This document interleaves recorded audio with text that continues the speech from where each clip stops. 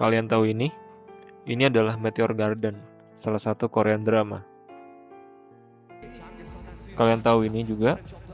Ini adalah BTS, Korean pop. Dan ini adalah makanan-makanan khas Korea. Korea semua ya. Yap, itu adalah Korean Waves. Apa sih Korean Waves? Korean Wave merupakan fenomena yang berhubungan dengan kebudayaan dari Korea Selatan, seperti drama, musik, kuliner, bahasa, budaya, hingga fashion yang menyebar secara global. Korean Wave memang telah dipersiapkan untuk dipasarkan ke dunia internasional dengan dukungan penuh dari pemerintah sejak masa pemerintahan Presiden Kim Dae-jung yang memiliki slogan politik Creation of the New Korea. Korean Wave ini datang dalam berbagai bentuk. Pertama, melalui drama Korea. Drama ini menampilkan alur cerita emosional dan visual yang indah dengan aktor-aktor ternama yang membuatnya memiliki banyak peminat. Kedua, ada musik Korea yang biasa disebut dengan K-pop, di mana penggemar musik ini tidak hanya mendengarkan lagu, tetapi juga membeli album fisik, mengikuti fansign, hingga mendatangi konser grup idolanya. Korean Wave juga masuk melalui bahasa.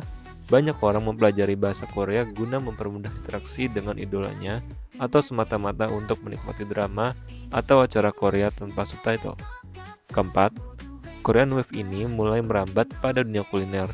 Kuliner khas Korea Selatan seperti tteokbokki, kimchi, dan lain-lain menjadi populer dan diminati setelah adanya konten mukbang dari Korea Selatan. Selain makanan, fashion dari Korea ini juga memiliki daya tarik tersendiri. Tampilan yang simpel dan stylish menjadi sumber inspirasi banyak orang. Korean Wave menjadi satu fenomena budaya populer di Asia pada tahun 1997 dan menjadi tanda superioritas budaya Korea di tingkat regional Asia.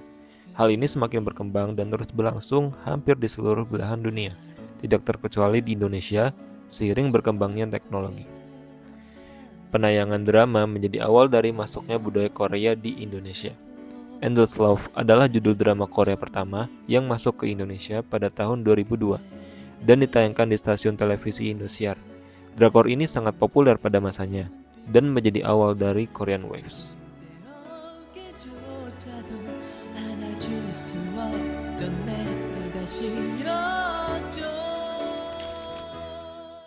Oke, memang saat ini kebudayaan kita kan terbuka.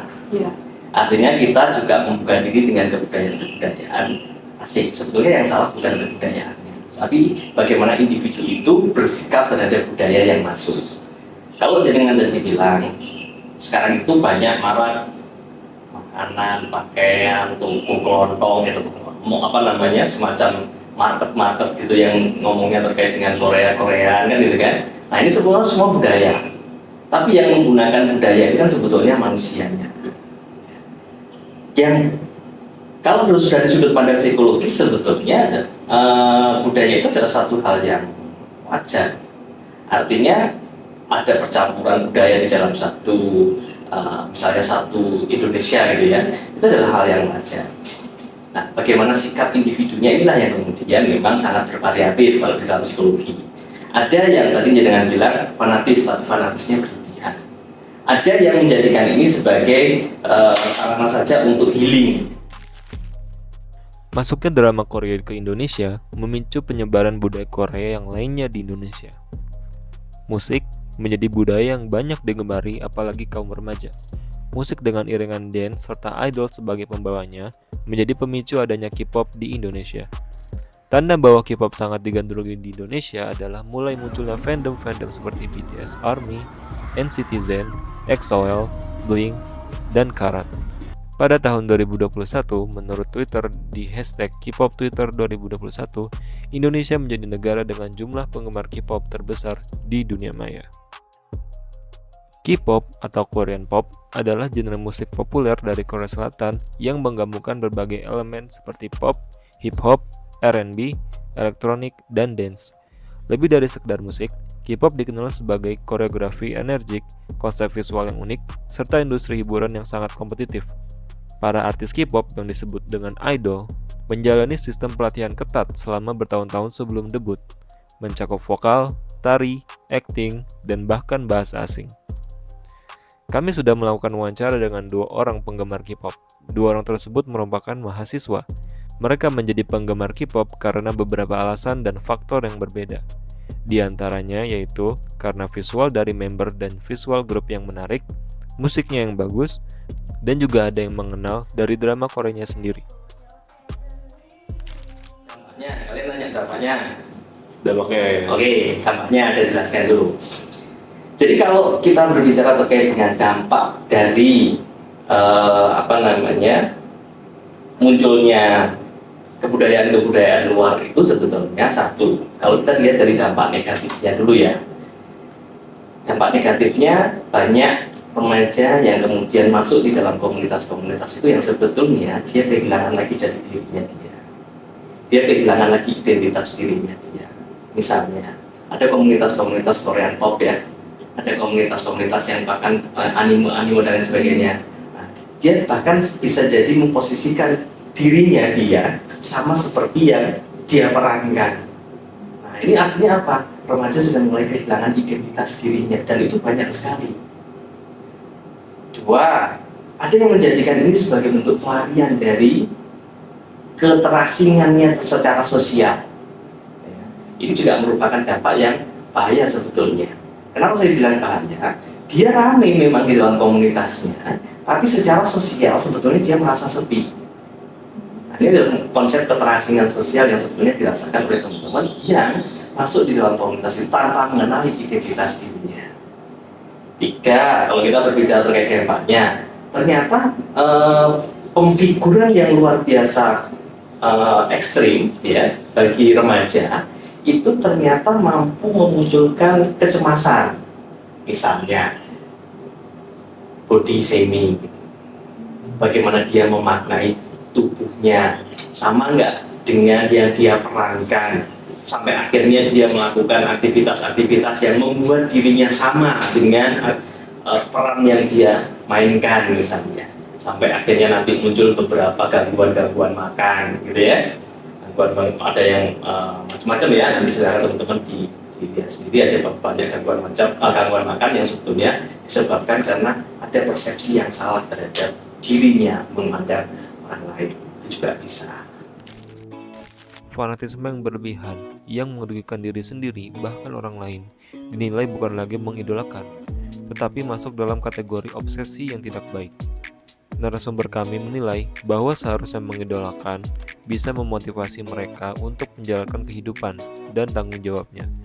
K-pop cenderung mendapatkan kritik dari orang-orang yang tidak suka dan tidak terjun di dalamnya.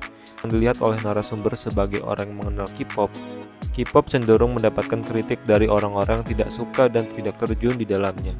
Fakta yang dilihat oleh narasumber sebagai orang yang mengenal K-pop justru memiliki beberapa perbedaan. Ada banyak idol K-pop yang memiliki prestasi di luar panggung dan di luar profesi mereka sebagai idol.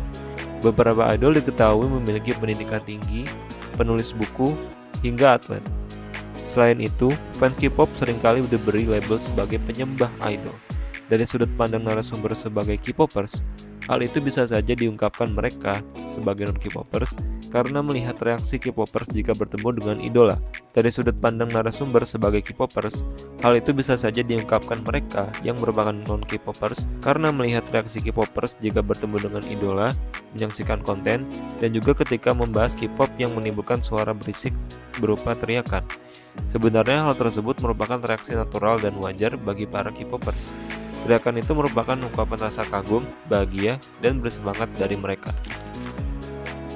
Tapi kalau positifnya banyak juga sebetulnya. Positifnya adalah kalau kita mulai aware terhadap kebudayaan asing, maka sebetulnya ini juga meningkatkan kreativitas kok. Ya, kreativitas dalam musik, kreativitas dalam berkarya apapun. Kita boleh kok menggunakan kiblat, misalnya kiblat Korea, tapi bukan berarti kemudian itu diaplikasikan secara penuh, tapi itu bisa meningkatkan kreativitas. Yang kedua, saya bilang tadi ini rekreatif kok. Jadi orang-orang masuk komunitas itu atau menggunakan kebudayaan tersebut sebetulnya hanya upaya untuk coping mekanisme saja, rekreasi saja sebetulnya. Dia senang di sini. 3, bisa jadi idola yang dibangga-banggakan itu mampu menjadi figur yang menyemangati dirinya untuk melakukan sama seperti figur tersebut. Itu juga merupakan satu hal yang positif. Sehingga kalau di dalam kacamata psikologi memang munculnya Korean pop, wibu dan lain sebagainya itu sebetulnya dipandangnya dari sisi yang positif atau negatif itu tadi. Bagaimana individu ini kemudian menanggapi atau berkompromi dengan budaya yang masuk. Kalau secara psikologi seperti itu. Kita nggak mungkin terbelenggu dengan artinya gini, kita nggak mungkin berada di dalam ruang hampa yang tidak menerima segala kebudayaan yang ada di luar. Yang namanya manusia itu selalu ada di dalam konsep sosial, bagaimana kemudian interaksinya dengan budaya, lingkungan dan lain sebagainya. Maka kita nggak bisa hidup di dalam ruang hampa yang hanya ngomong diriku, ya. Tapi kita adalah orang yang sebetulnya makhluk sosial yang tidak hanya ngomong bagaimana diriku, tapi bagaimana diriku bisa beradaptasi dan bisa berproses secara optimal di lingkungan sosial kita. Sehingga pesan saya adalah nggak usah ditolak budayanya, tapi difilter dengan baik budayanya. Nggak usah dicintai secara berlebihan budayanya, tapi dicintai secara sesuai dengan porsinya saja budaya-budaya itu. Jangan jadikan ini sebagai sebuah distraktor untuk malah melakukan perbuatan-perbuatan yang menyimpang, tapi jadikan ini sebagai sebuah kekuatan untuk bisa meningkatkan kreativitas, mendukung kegiatan teman-teman dan lain sebagainya. Ini adalah upaya-upaya positif yang harus dilakukan oleh para remaja untuk mencapai untuk bisa berdamai dengan masuknya budaya-budaya luar. Okay.